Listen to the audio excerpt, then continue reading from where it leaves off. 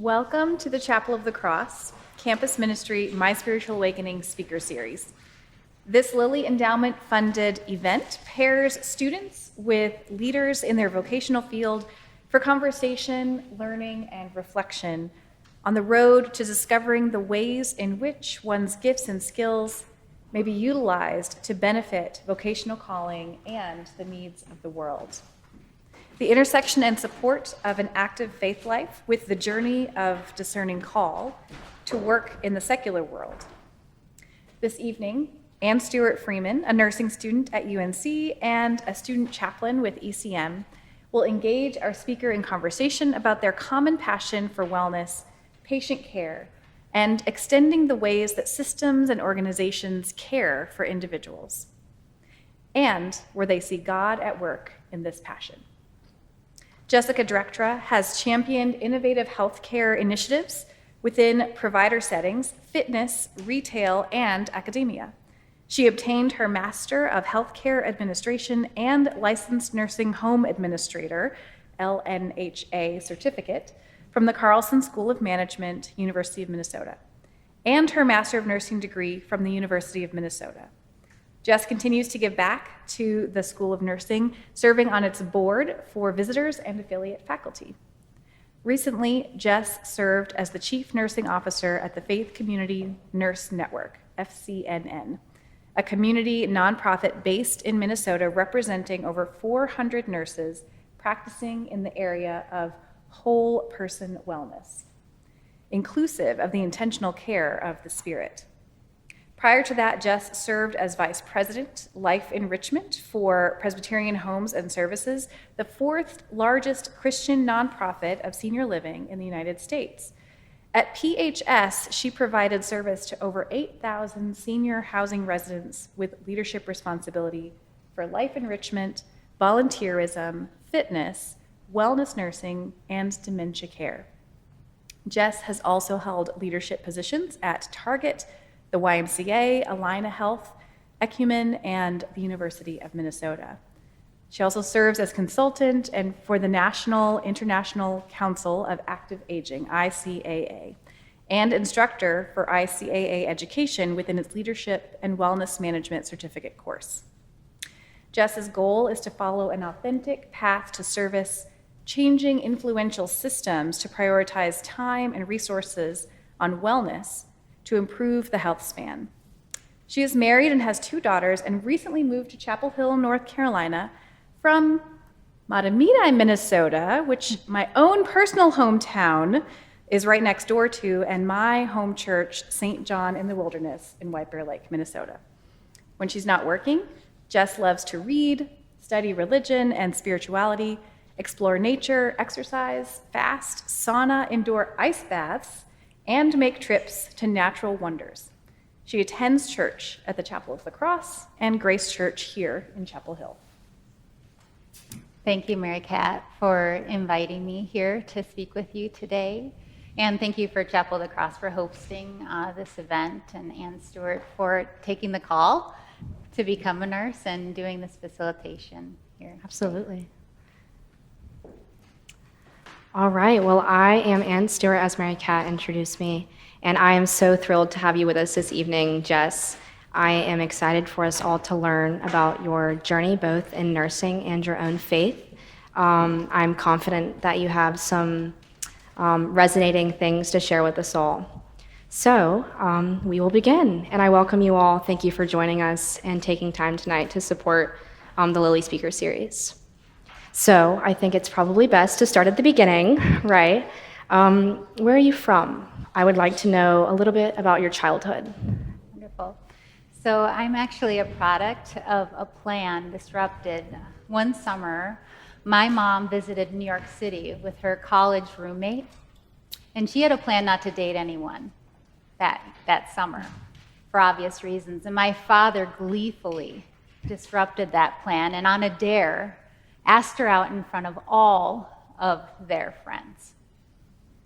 So, as summer flings go, she did end up going back home to Minnesota and ultimately to South Dakota, where she was going to school. And my dad called from New York. and he entered the wager again. This time he put his heart on the line. Would she take him?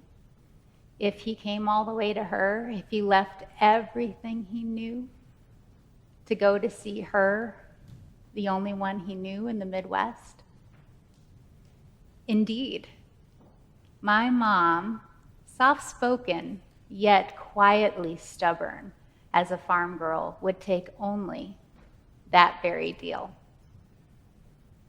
So Matthew 19, verse 5 states, "Therefore a man shall leave his father and his mother and hold fast to his wife, and the two shall become one flesh." So they married, and here I am, their firstborn daughter. A year later, they had my brother, and we were a complete family. When I was a toddler, we actually moved to upstate New York to an offer of an acreage adjacent my grandparents' farm, because they newly retired from upstate to upstate. So there we lived actually in the basement that was constructed by my father for several years on 50 acres while he constructed the resulting floors above. Wow. So there was like a wood-burning fireplace, a kind of makeshift kitchen. And I lived in the mountains with little access to the outside world. My world contained my parents, my awesome brother, my lassie dog, and a number of extended family kind of sprinkled throughout the countryside. There were no cell phones at that time, no intranet. I didn't even have cable TV. That's my childhood.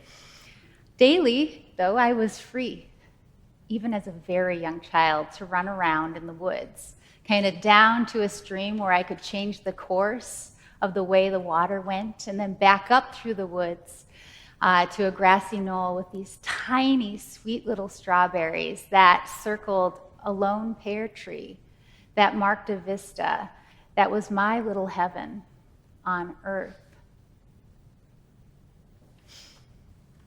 So it was only sometimes when I'd actually wonder what I was even here for. That sounds absolutely beautiful, and I slightly envy you. And what a romantic story about your parents. Yeah. Good on your father for taking some courage and pursuing that relationship. He benefited from it. Bold. Well, that's wonderful. Thank you for sharing a brief glimpse of your childhood. Next, I'd be interested to learn, what kind of work did you think was your destiny growing up? And did that change, and why and how? Sure. So summers in New York, we would take regular trips to this spring-fed lake to swim, and that is where I had my first near-death experience. As I followed dandelion husks in over my head, I found myself looking up through the sun-mottled water. Soon after, my mom whisked me up onto her hip and to the safety of the shore. But that was my first realization that things could just change in an instant. A year or two later, my grandfather died. A tall, strong Norwegian immigrant, retired New York City cop, whittled down to a husk due to the cancer planted in him during his service time in Japan, right after the atom bomb. His death rocked my world so hard, I wanted to jump in the casket with him. Our extended family started to fall out of orbit. One day we heard a car crash across the field. The crash broke my dad's neck. And both my dad's and my uncle's dreams of their construction business that was budding shattered that day. So in those transition years, at night I would pretend in my bed that it was a ship and that I was the caretaker of all my dolls and stuffed animals, some who were sick and injured and needed my care. Like many kids, I thought it was best to become a doctor. And we moved to South Dakota to be closer to my mom's family. This era in South Dakota lasted from 4th grade to graduation. Many days I watched my dad in pain, both from crushed discs in his neck and crushed dreams. A cul-de-sac away, there was a home that had a door that I could open without knocking. And there lived my childhood bestie, and a welcoming family of healthcare vocation, MD nurse duo. So they opened the dreams for me to start to do those kinds of things you do when you're looking at your vocation, medical explorers, getting into hospitals, those sorts of things, so that I could start to think about a life of saving people. At this time, I still valued the MD path. I went on to the University of Nebraska, Lincoln, and I majored in English and pre-med because I heard that upped your chances of getting into med school. I became a nursing assistant for some clinical experience and began working in a nursing home. And that's where my own plans were disrupted. I want to give you a couple snippets that will show you how my decisions started to move from my head into my heart to lead me forward. So one of my clients in the nursing home was a frail, tiny woman who, when I set her from her wheelchair into the bed, raised her little hand shaking to my cheek, lovingly. And I thought it was a nice gesture until it hit me hard in my gut that not everyone was so gentle with her.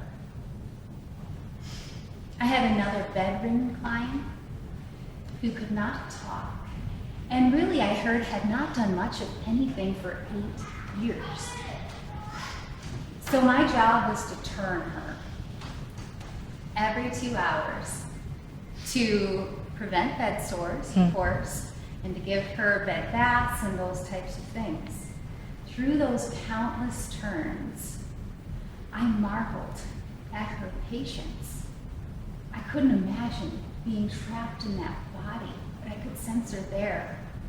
And God was teaching me the value of a human, even if the human could do nothing at all. As these moments unfolded, I recognized that I could become a hero. Maybe not like MDs, like the medical shows, but a quiet hero, an unsung hero, who could endeavor someday or in some moments to reflect the love of God with my quiet life, as only can be clearly seen in heaven. And I realized an MD, though impressive here on earth, would not fulfill my purpose. For Jeremiah 29, verse 11 through 13 says, "For I know I have plans for you, declares the Lord, plans for welfare and not for evil, to give you a future and a hope. Then you will call upon me and come pray to me, and I will hear you. You will seek me and find me. You will seek when you seek me with all of your heart." I wanted to see changes. So I first went on to start a career in healthcare administration, moving to Minneapolis, Minnesota to gain residency before I started grad school. In parallel, my roommate and teenage bestie introduced me to my husband, a budding architect, dark and handsome. He from Wisconsin, me from South Dakota. Minneapolis fit nicely in the middle. When I met his parents, I was impressed as he came from a family of faith. Following graduation, for more than a decade, Carl took an egalitarian approach to husband and father. As I worked full-time within a number of provider settings, always advancing in leadership, where I was often in a position to orchestrate the work and working conditions of nurses and nurse practitioners, yet I was not a nurse. Through that time, we had 2 daughters, bookending 2 children lost to miscarriage. Eventually, I decided to jump off that corporate ladder and went back to obtain a nursing degree.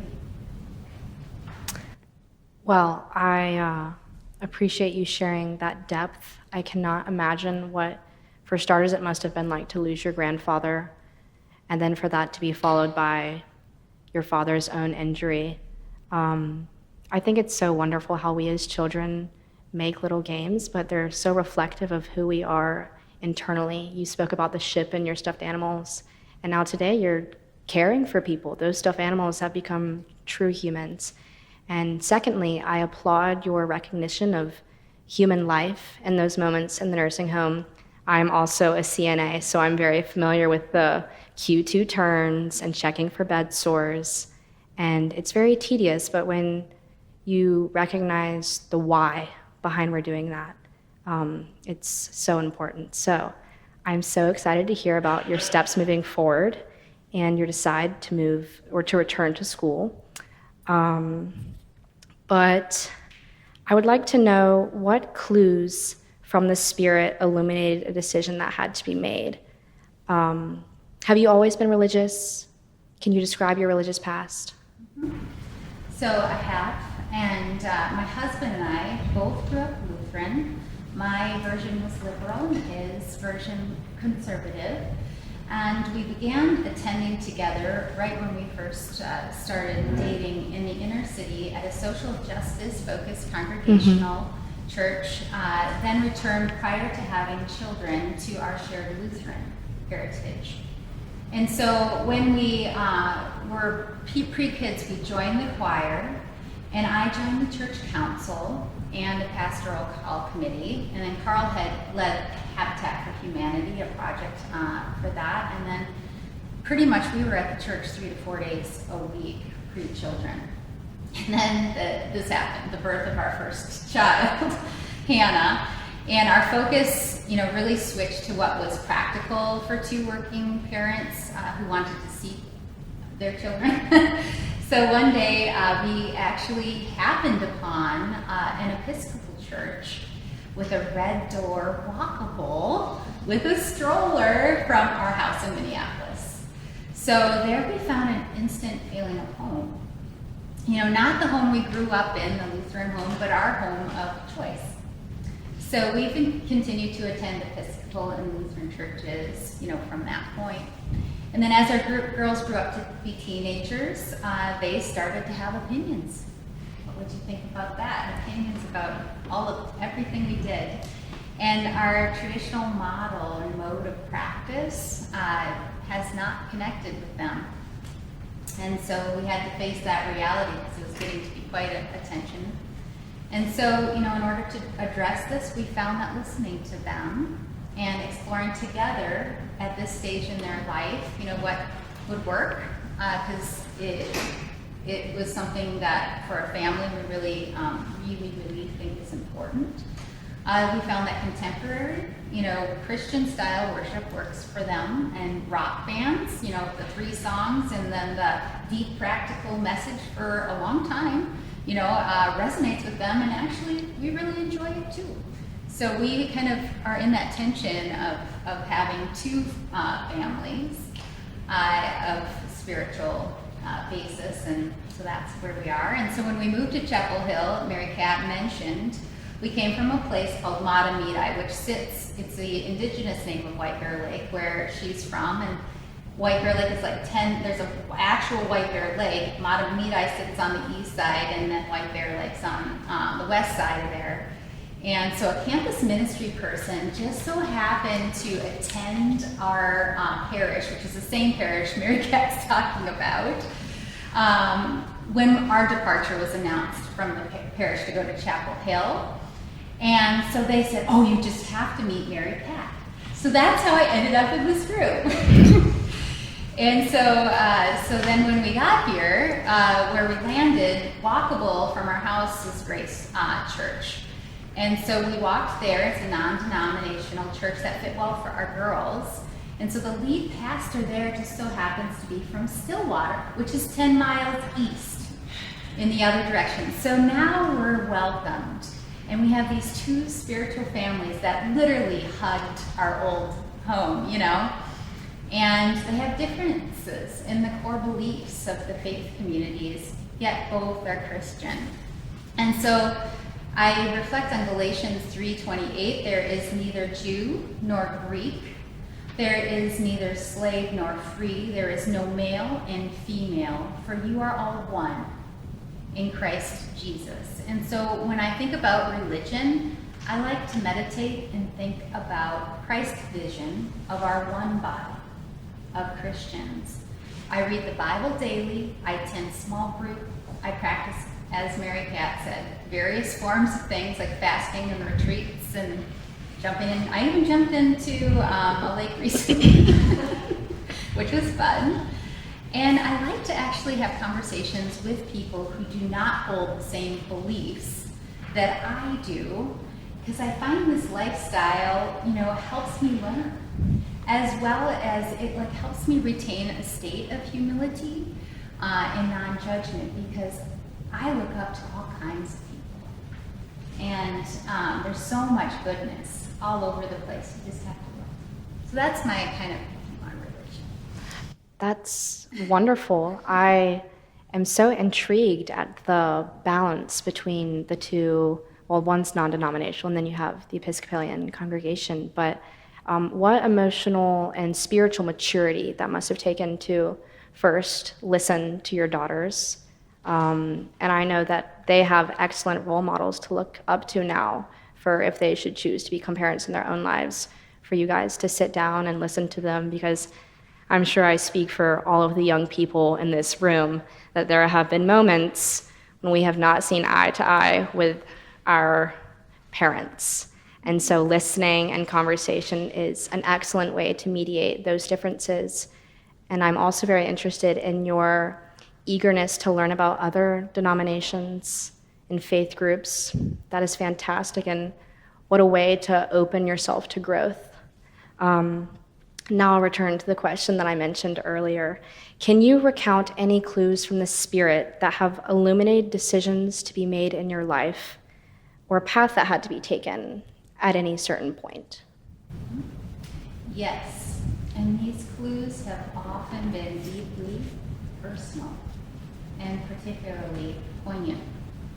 So I spent 6 years at Target Corporation, like the bullseye, at headquarters, which is an amazing place, briefly pivoting away from senior living during a period of tremendous career growth and professional development.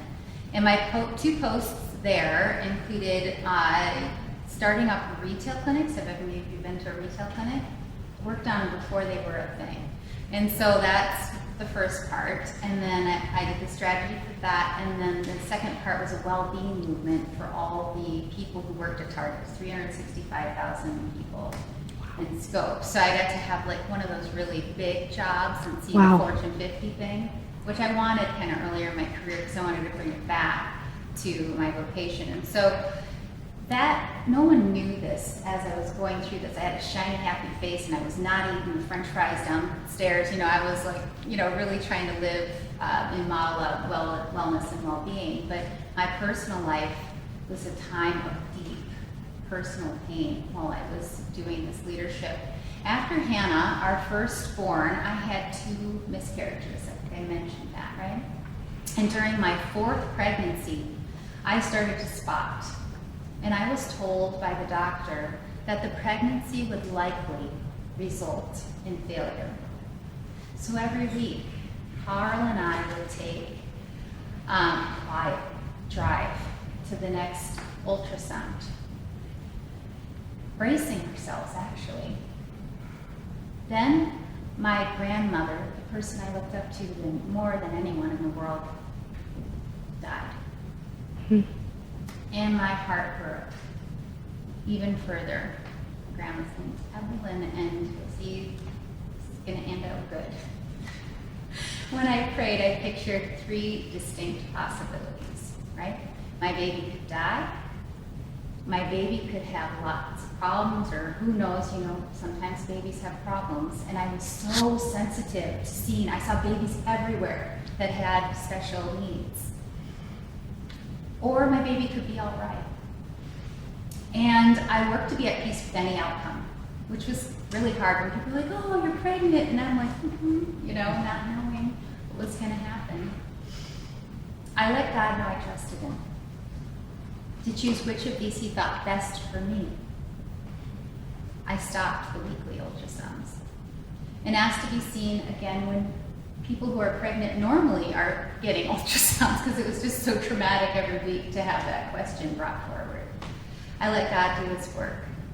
Evelyn was born perfectly healthy. So I have 2, that's how we do. And so in my next role at Target, leading the company's well-being movement, I was sent on retreat to meditate for a week with like 50 of my Target friends. And there, I received a clear and inconvenient call, because I was having my dream job time, of becoming a nurse and serving older adults again. And it was really quiet, because I meditated for a week. Like, I couldn't even look at people for one day, and I knew I could hear it, and I had to do it.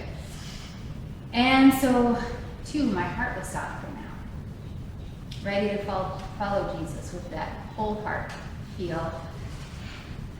Yet there were realities to contend with. I had 2 children, a daycare, a mortgage, so I went to a Catholic spiritual director for 2 years to check in about the call. Is this a real thing? It was. And then Carl and I also went to a financial planner to help our family prepare. And so I stopped coloring my hair. I clipped coupons. I guess that was still available, and I don't know if it is still today. And Carl, bless his soul, supported me, with that heart-led decision, because financially it made no sense. So,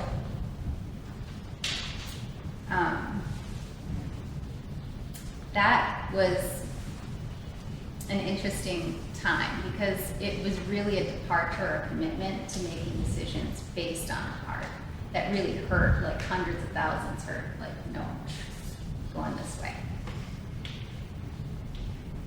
Well, knowing your love for older adults, I can imagine how that made you feel.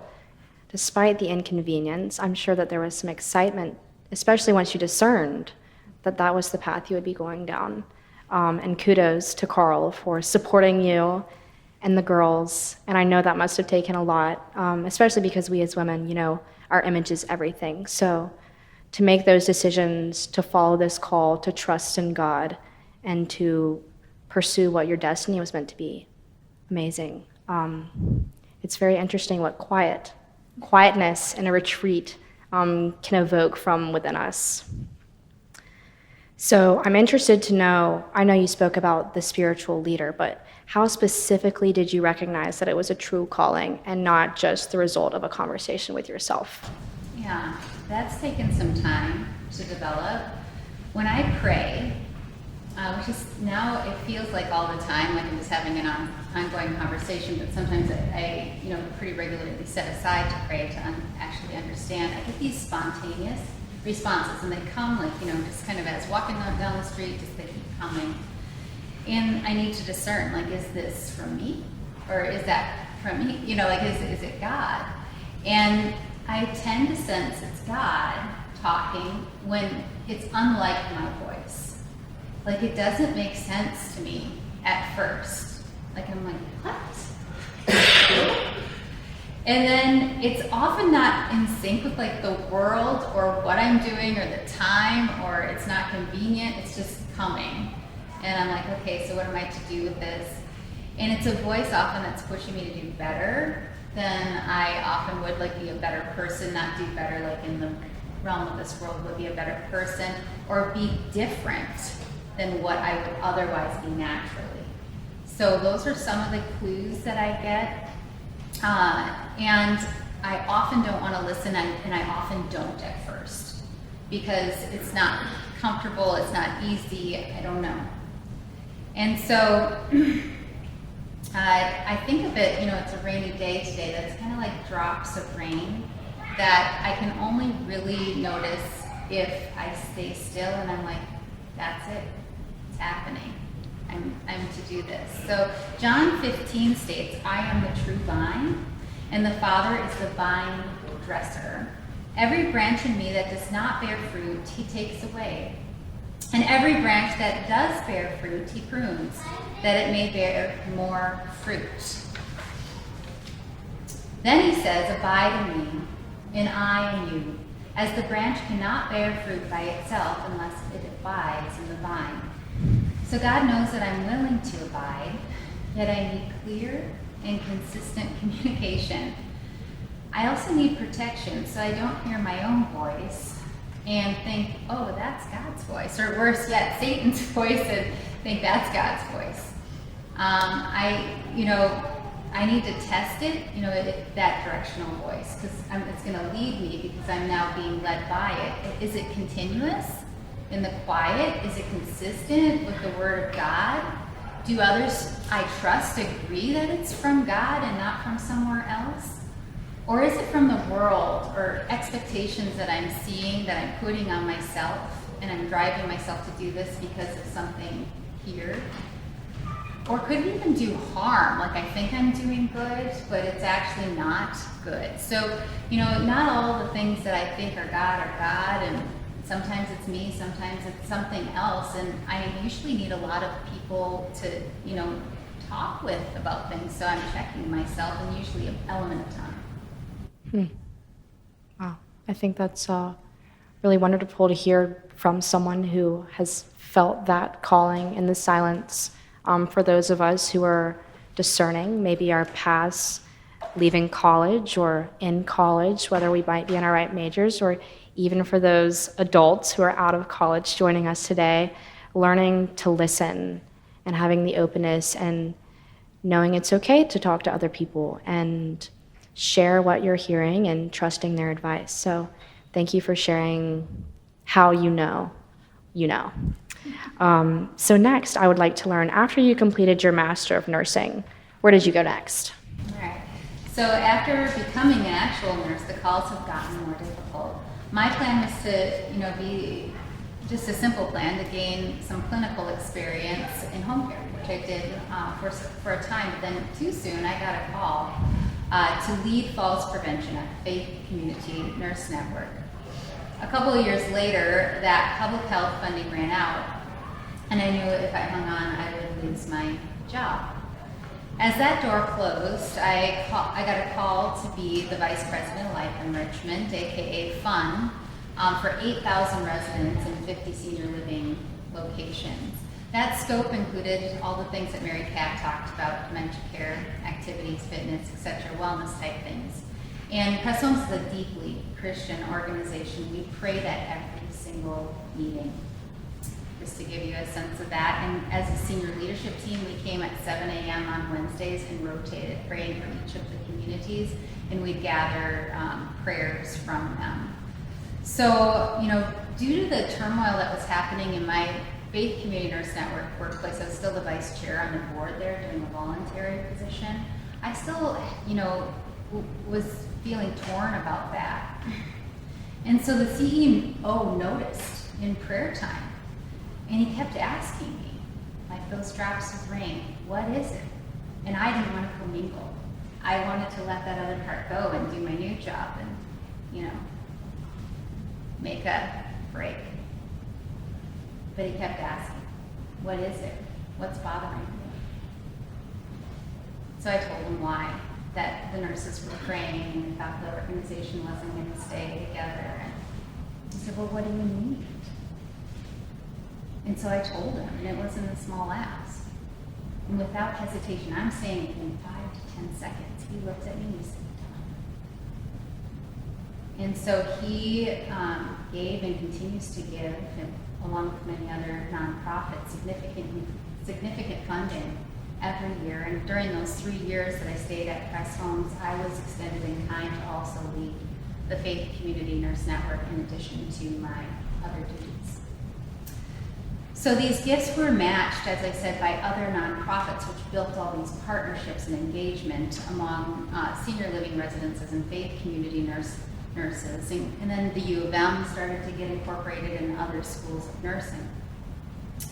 And so I got to do public health clinicals, those sorts of things, and that's where the affiliate faculty starts in. And so when I was initially able to announce this to about 100 nurses gathered for a symposium, I witnessed, for the first time in my life, the response to answered prayer.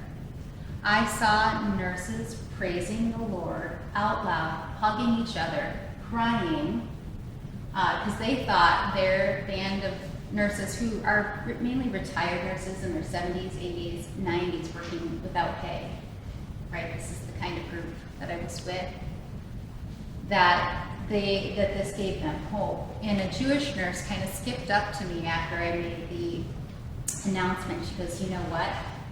This is beshert." I'm like, "What's that word?" And she's like, "It's like predestined, like meeting your friend at the grocery store." And so I, could palpably feel the joy, of obeying God and answering that call to ask for help. I mean, I didn't do anything other than ask for help there.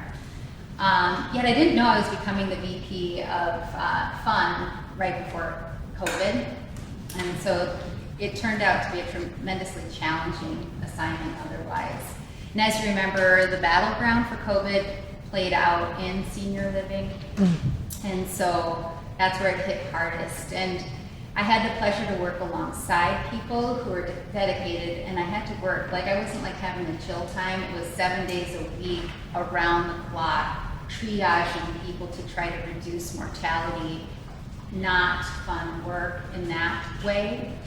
But, my team was strong and we adapted, and we even started to become TV producers because we were the fun side of things, to do exercise, and you name it, we were figuring everything out to distribute. And infection control protocols to get people back out when we were able to, and do a lot of innovation, to help people's days during that isolating time. But it was not anything that I thought it was going to be. Wow, I cannot imagine working as a nurse during COVID, much less in a senior living home, and trying to keep up client morale while people are dying in front of you. That must have been a very, very difficult position to be in, and to continue marching forward with your team and being encouraging and supportive and continuing to carry on your healthcare duties, because it is healthcare. So tell me, how long did you stay in this position, and what eventually made you leave? Sure. So I stayed at Press Homes for a total of 5 years. 3 of those years were full-time, and then the other years consulting part-time. And so as COVID was lifting, I was working with a new spiritual director who was working as the head of pastors at Press Homes. I have about 50 pastors there. On a Lenten fast equipped with a plan and rigorous Bible reading approach. And in that deep discernment, I received yet again another unexpected call. But this one was different. It was about being a mom. A vocation of being a mom. That's odd, because my girls were older at that point. I had been working the entire time. And to my knowledge, they didn't have anything wrong. So nonetheless, I brought this insight to my boss in the chapel, that same CEO. And my plan 3 years prior to this call was actually to retire at Press Homes. It was a great gig. He was a very devout man, and he just said, "What is it?" And I told him. I had a directive, and I said, from God, to resign. So this isn't, in most workplaces you don't talk like this, but this setting you could. And I said I needed to focus on being a mother. So voila, he was actually really nice about it, and he did parties, and he sent out messages just like a normal, she has a new job. No, she's leaving to be a mom. And so that's what I did. Following my resignation, I didn't know anything yet, but following my resignation, within 2 weeks, I noticed my youngest daughter, Evelyn, was drinking too much water and eating too much, and that she was far too thin for how much she was eating. So I messaged the primary care doctor that I believe she had type 1 diabetes. I wanted so bad to be wrong, yet the tests confirmed it. She was hospitalized immediately and suffered borderline ketoacidosis, which is due to deadly high blood glucose levels. She got through it, and we started pricking and poking her for every meal, and through the night, a new ritual of experimentation to keep her body in that tentative balance that now sustains her life. I became sleep deprived like a new mother.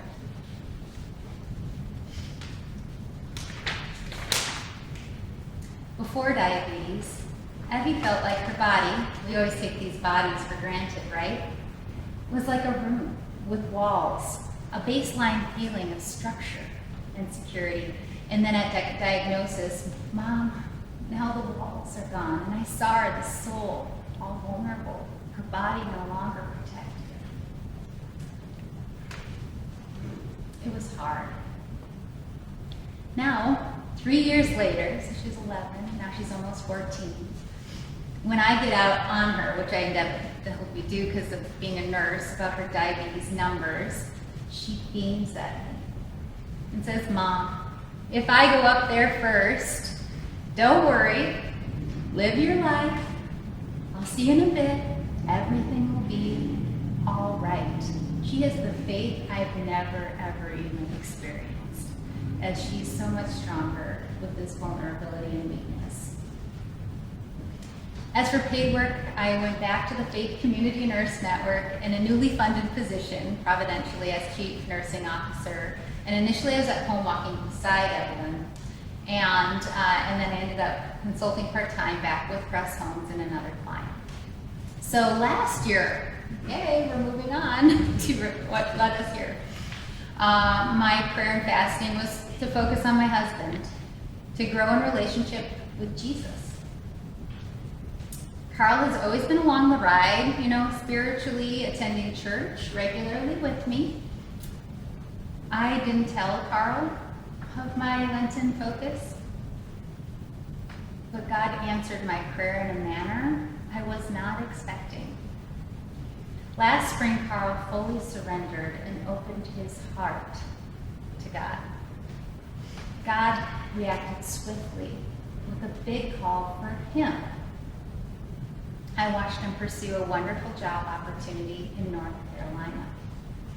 We prayed and discerned 4 days, like get up, and pray, then go with the whole family in a room, like a meeting. And then before bed, we did the same thing.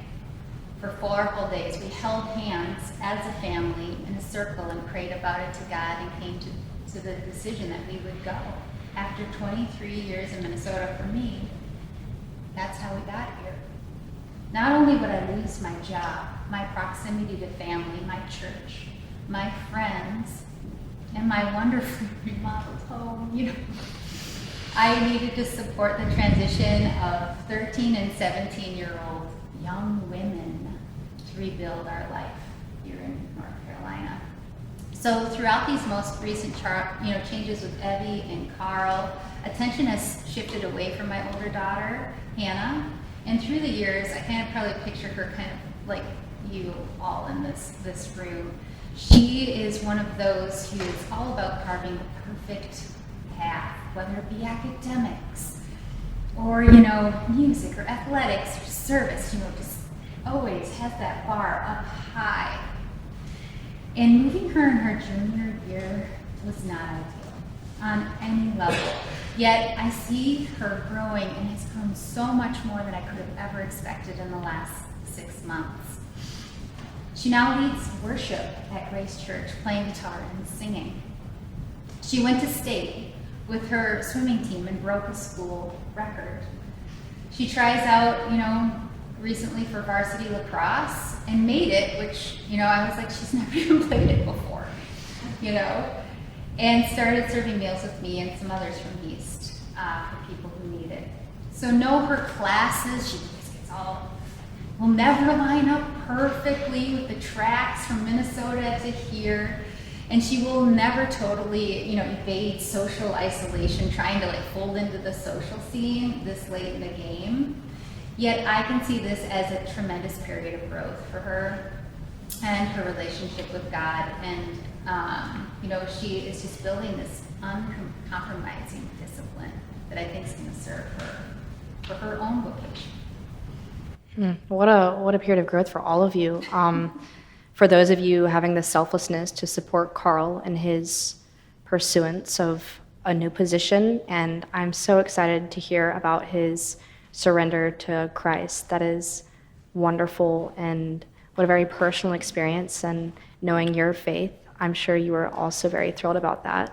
And for your girls, how brave of them to be gung-ho about the move and to support it. And I'm so thankful to hear about your eldest.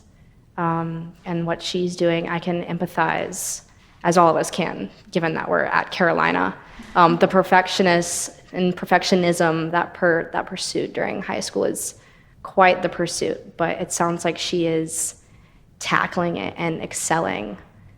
So that is fantastic, and we are so happy to have you in North Carolina, for sure. But being here, you left a big career behind. And I know it must be hard for you to feel static while everything else is moving around you. How do you view this change in your life and in a spiritual context?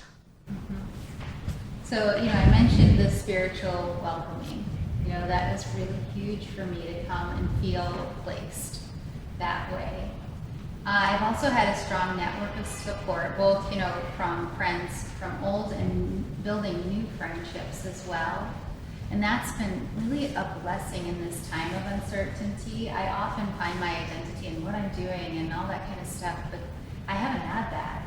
And so having that, the spiritual and the friendship side, I know God must have known I needed that. And so that's been big. And then I've received actually many messages that have been congruent and coming from different angles, like that rain. And it's right when I need them, and it's letting me know that I need to build in time for rest and rejuvenation. Like a new thing for me. I was like, oh, okay, that's interesting, that I'm being called to do that. In fact, in my small group, one of the women said, I'm getting a vision. I never get visions, but I'm to tell you that he makes you lie down in green pastures. He makes you. And I was like, okay. So it's just kind of been interesting. But, since we talked last week, coincidentally, I did receive a large part of my next call here in North Carolina. I will become a doctor, after all. I have been a different kind of doctor than I thought. I have been accepted to Duke University to pursue my doctorate in nursing practice within the executive leadership track. And I will also be working part-time at Carolina Meadows, which is a retirement community here close to here. I know that you all serve there too, right? And I'll be working in staff development, which is flexible, so that I can do my doctorate with that. And so this dual call is just came last week when I started my Lent fast. And my Lenten fast purpose was actually to think about all of you and your journeys. And so that's what I did. So that's the new news.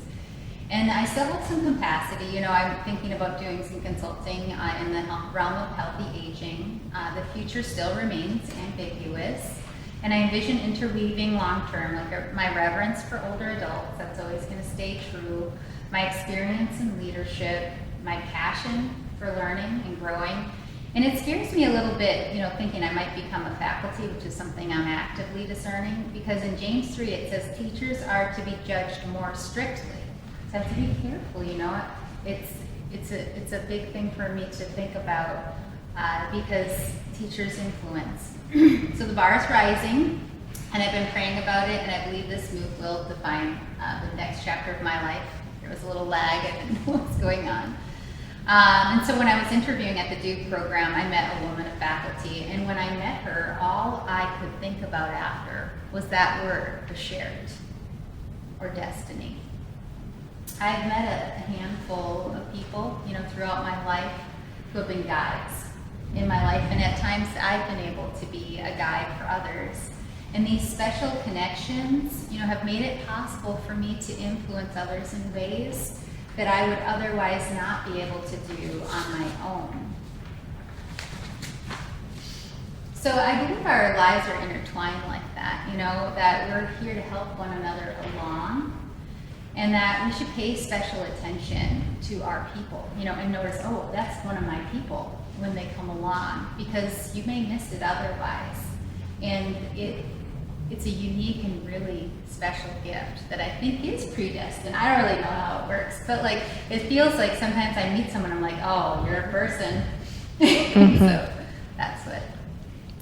So I will share with you all, when we last spoke, she had told me she had interviewed for this position. So I am suppressing the most overwhelming, deep excitement for Jess and this journey that she is going to begin. So fabulous. And a doctor. So fantastic. I am so excited for you to begin this new path, and I know you are too. But I know with all of these exciting changes, there are also sad changes, things you were leaving behind, things you have left behind. And a word we spoke about when we last spoke is poignancy. What does this mean to you in your path with God? Sure. So I get a better sense of this word as I gain more experience. It's the ability to move our emotion and have this expansiveness of feeling in that, where you can hold often two polarized truths that's kind of spread apart at the same time together. And so my path with God has stretched me, so that I'm able to take on more pain, more experience, to build more discipline, and to see beauty through all of it. I guess it gets easier, as we build experiences that we're able to draw from, because we can see not only the good things, but the bad things in every experience, or the bad things and the good things. There's always both in each experience. You just don't always notice one side or the other. So when we go through this narrow gate, which is referenced in Matthew 7:13 through 14, we move to a life that may feel a little bit more chaotic, because it's less tethered to those, constructs of worldly success and worldly identity. It feels a little bit like being unmoored. But when we hold ourselves vulnerable to following the path that God wants, and be receiving that in the moment, abiding, instead of charting our own path and our own volitions, and without any reference to our duty to God, we get to honor our Creator and our true Father. Powerful.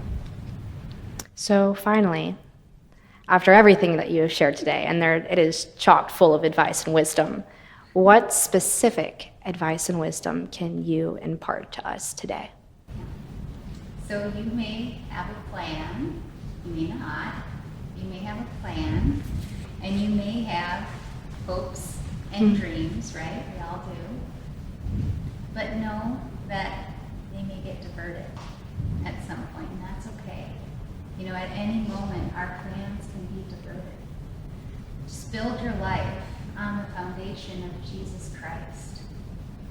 All right? He will guide you in love and service, no matter where you are and no matter what you do. And get away sometimes and listen and be still, so that you can hear that quiet voice that's going to lead you forward with your heart where you need to go. That Holy Spirit is always available to you, will awaken your heart. And you're unique. Your unique, beautiful story, you each have one. Choices are based in time and space. Sometimes you have a fair amount of time to make a choice, sometimes not. Yet your infinite truth is known by God. You are a child of God. So just keep with it. Even if you feel like you go off track, come back to it. It's okay. What's important is that you notice when your people, when you meet your people and they come into your life, notice, cherish them. And even if it's just like one interaction, don't just say, oh, I'm never going to see that person again, this isn't important. It could totally change your life, that one interaction. Or maybe you find a new friend or a lifelong friend or a spouse or whatever. Notice. Pay attention because it's so important to abide. So according to Proverbs 18:16, a gift opens doors. It gives access to the great. So you and you and you and you are a gift and a blessing, and you have been blessed with beautiful minds. So don't get rid of those, but don't stay in your head, okay? You have to have courage to take action. Give yourselves and your very lives to Jesus. You'll always have access to the Holy Spirit, so just bring it out, and He will guide you and bring forth your eternal legacy when you find your heart and put it on the line. Find your heart and put it out. I promise He will meet you there. Well, Jess, thank you so much. I hope everyone has gained something from this today. I know I certainly have. I value you as a role model, and I am so grateful for the opportunity to meet you and for you to share with our congregation. I invite you all at some point this week to find that quiet space, to get yourself alone and to listen. And maybe while you're there, you can pray, "The Lord is my shepherd," because Psalm 23 is one of my favorites. So how special that you shared it. Now will be our time for applause first and foremost.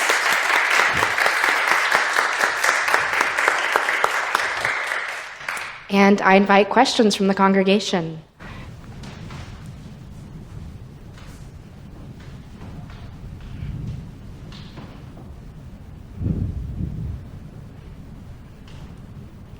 I could make more. Yeah. So what about your daughter? You said she's on the swim team. Where are they in high school now? East Chapel. East Chapel, okay. Mm-hmm. It's a pressure cooker. It's exciting. But it's awesome. Yes.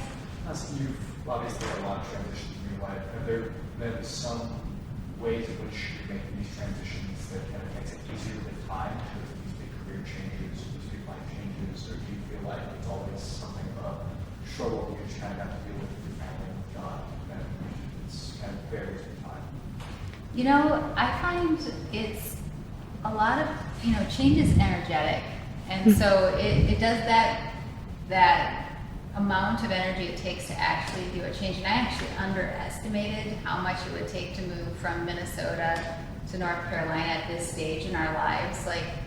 I often don't want to make the changes, and so you can hear me when I talk about discerning these calls, I'm often pushing against them because it appears in my life God works at a way that is faster than I would like, and I'm like, well, other people have a job and they keep it their whole lives. Why can't I do that, And I'm hoping He does do that for me, maybe when I become a faculty member or anything. But yeah, I have found it's difficult every single time, but I do it more than I would say people tend to, and so I guess practice does help. But you've been probably through some changes. It takes a lot of effort, and as we get older, I don't know. I feel like I'm even less likely to want to. But yeah. But thanks for asking the question. And I'm supposed to restate, so that was about transitions. Any other questions? Yeah. This is a question about discernment.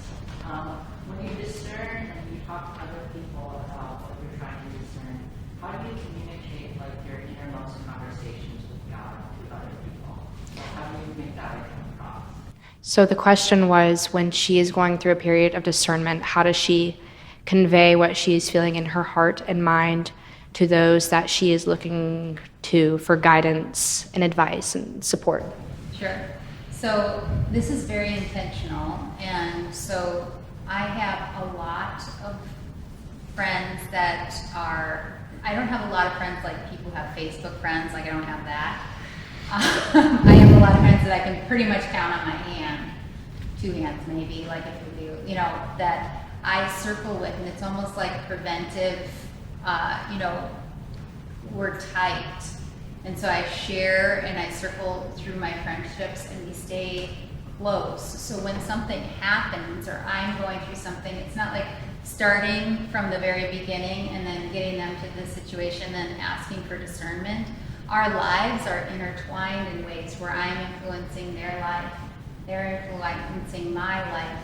And then when something comes, I ask them as I'm moving, does this seem right? And not, and I'm praying to God too. And I must say that not all of my friends that I discern truth with are Christian. Some are Jewish, some are other religions, and not all are practicing any faith. And so I often will share, you know, what's going on and get different perspectives, and it helps me. I don't go outside of my identity as a Christian, but it helps me see different lenses on a decision. And I'm like, okay, so this is how this decision is looking to this person, to that person.